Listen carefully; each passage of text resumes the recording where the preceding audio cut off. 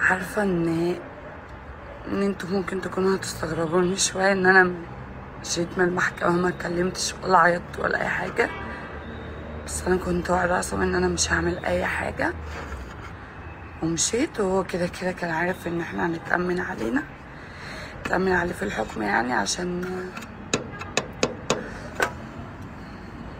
انتوا عارفين ان احنا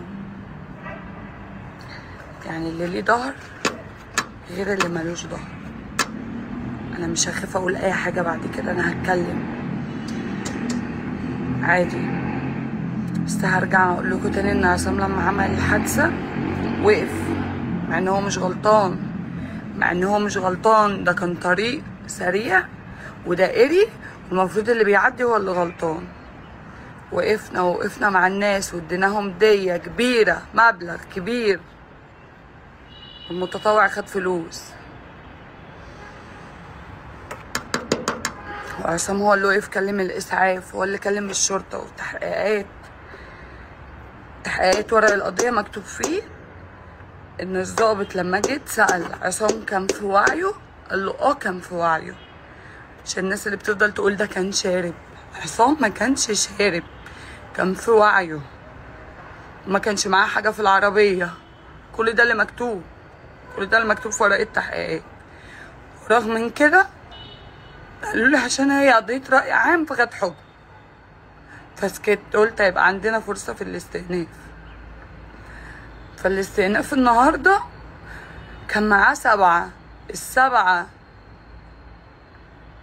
استئنافهم اتقبل، اللي خد براءة واللي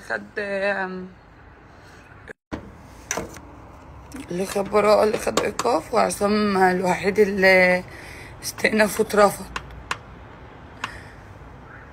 مش هقولكوا ان انا مش متضايقه ولا زعلانه، لا متضايقه وزعلانه. كان نفسي ان هو يعني ايه يخرج وكده، بس عادي برضو، ده حكم ربنا واحنا راضيين بيه.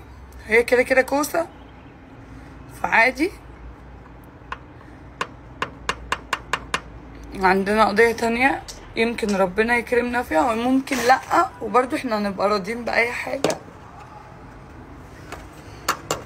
عايزه بس برضو تفضلوا تدعوا لعصام وما تنسوهوش وما تفتكروش ان انا ناسياه يا جماعه. انا مش ناسياه، بس انا مجبره ان انا انزل شغلي كل يوم، مجبره كده ان انا انزل شغلي كل يوم. هتسالوني الفلوس فين؟ حتى لو معاه فلوس في البنك مش هينفع تتسحب، عشان هو مش عامل لاي حد فينا توكيل. فاحنا ما حدش معايا فلوس في البيت خالص غير انا بصرف، انا اشتغل وبصرف. فما تفضلوش تضغطوا عليا تخلوني انتحر. النهارده مش هنزل حاجه، من بكره هرجع شغلي عادي خالص.